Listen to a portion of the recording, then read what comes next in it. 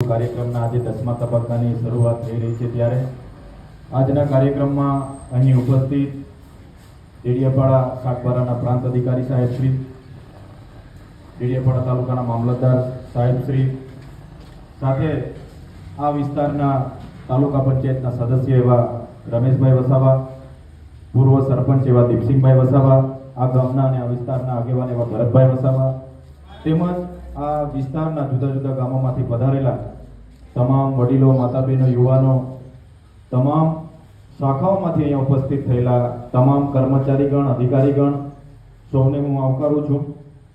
આજના આ કાર્યક્રમમાં આ વિસ્તારની 6 જેટલી ગ્રામ પંચાયતોના ગામોને આવરી લેવામાં આવ્યા છે. આ 10મા તબક્કામાં 3 વખત સેવા સેતુના કાર્યક્રમો છે. આવતા મહિનામાં પણ 3 કાર્યક્રમો છે. એમાં અમારી નવા ગામના આજુબાજુની પંચાયતો આવે છે. ત્યારે જે રીતના આગળ આપણા નાયબ મામલતદાર શ્રી અને મામલતદાર શ્રી સાહેબે કીધું કે ડગલે ને પગલે જ્યારે પણ નાની મોટી યોજનાઓનો લાભ આપણે જ્યારે લેવાનો હોય છે, બાળકોની શિષ્યવૃત્તિની વાત હોય, ખેડૂત સહાયની વાત હોય, પશુપાલન સહાયની વાત હોય, કોઈ પણ પ્રકારનો ખેતીવાડીનો લાભ લેવાનો હશે, બાગાયતનો લેવાનો હશે, પશુપાલનનો લેવાનો હશે કે રેવન્યુ વિભાગનો લેવાનો હશે, તો અનેકવિધ ડોક્યુમેન્ટની જરૂર પડતી હોય છે. એટલા જ માટે હાલના તબક્કે પૂરજોશમાં આધાર કાર્ડ અપડેટની કામગીરી ચાલી રહી છે, રેશન કાર્ડ અપડેટની કામગીરી ચાલી રહી છે, વિભાજનની કામગીરી ચાલી રહી છે, કેવાયસીની કામગીરી ચાલી રહી છે. ત્યારે મિત્રો આજના તબક્કે ટૂંકમાં આપણે કહીએ તો આપણે દાતરડીથી લઈને ટ્રેક્ટર સુધીની યોજનાઓ છે. સરકાર શ્રી અનેક આવા કાર્યક્રમો થકી વધુ ને વધુ લાભાર્થીઓ લાભ લે એવા પ્રયાસો કરે છે. ત્યારે આપણી બધાની પણ નૈતિક જવાબદારી છે કે જે હોદ્દા પર આપણે છે, કર્મચારીઓ હોય કે પદાધિકારીઓ હોય, વધુ ને વધુ લોકો સુધી આપણે કઈ રીતના પહોંચીએ, છેવાડાના માનવી સુધી, છેવાડાના ઘર સુધી લાભ કઈ રીતના પહોંચે, એ બધા આપણે પ્રયાસ કરવાના છે. મિત્રો, તમે તો બધા સારી રીતે જાણતા હશો, ખેતીવાડીની તમામ પ્રકારની યોજનાઓ છે.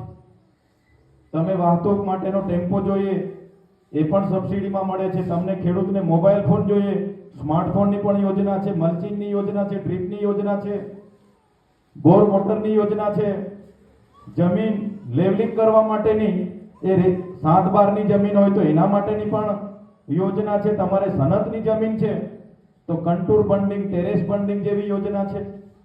7/12માં સનતમાં તમે ખેતીવાડીમાં બોરવેલમાં તમે સિંચાઈની સુવિધા માંગો તો સોલારની યોજના છે. અનેક પ્રકારની યોજનાઓ છે. પશુપાલનની વાત કરો, દૂધાળા પશુની યોજનાઓ છે, બકરા પાલનની યોજનાઓ છે, મરઘા પાલનની યોજનાઓ છે. એવી જ રીતના તમે જોઈ લો, બાગાયતની વાત કરીએ, બાગાયતી પાકોની અનેક યોજનાઓ છે, મલ્ચિંગની યોજના, ડ્રીપની યોજના. એવી જ રીતે વૃદ્ધ પેન્શન, વિધવા પેન્શન, એવી જ રીતે ગર્ભાવસ્થા માતાઓ માટે, સગર્ભા માતાઓ માટે જનની સુરક્ષા યોજના જેવી અનેક યોજનાઓ આપણે ત્યાં કાર્યવંત છે. ત્યારે તમામ પ્રકારની યોજનાઓનો લાભ આપણા વિસ્તારોમાં વધુ ને વધુ લોકો સુધી પહોંચે એવા આપણે પ્રયાસો કરવાના છે.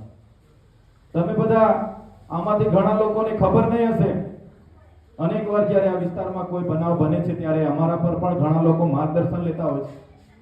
જ્યારે આવા ચોમાસામાં કોઈ ખેડૂત વીજળીથી મરણ પામે છે, કોઈ નદીમાં તણાઈ જાય છે, કોઈને સપ ડંખ મારે છે, કોઈ ખેતરમાં કામ કરતા ઝાડ પડીને મરી જાય છે, એના માટે પણ ખેતીવાડીમાં ખેડૂત અકસ્માત વીમા યોજના છે.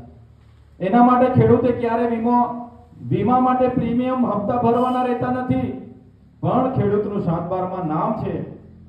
એટલા માટે સરકારની યોજના છે કે એને જ્યારે આકસ્મિક મૃત્યુ થાય, સાપ ડંખ મારી જાય, ખેતરમાં ઝાડ પડી જાય, વીજળી પડી જાય, ખેતરેથી આવતા તણાઈ જાય, તો સરકાર ખેતીવાડી વિભાગ એમને 2 લાખની સહાય આપે છે.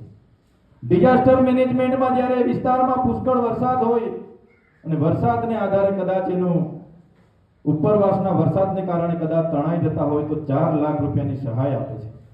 ત્યારે આવી પશુપાલન વિભાગની પણ ગાય તણાઈ જાય, બળદ તણાઈ જાય, ભેંસ તણાઈ જાય, એમની પણ યોજનાઓ છે.